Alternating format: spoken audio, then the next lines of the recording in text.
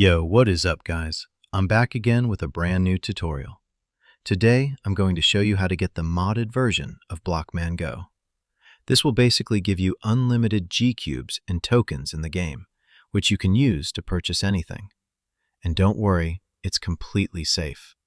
I've been using it for a while now. I have a bunch of options right here, such as aimbot, unlimited G-cubes and tokens, invisibility, super jump, and much more. The first thing you want to do is grab your iOS or Android device. I'm using an Android today.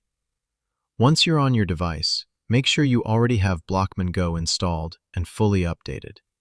If you need to check, just go to the App Store or Google Play Store. Once that's done, the next thing you need to do is to simply head over to the pinned comments down below.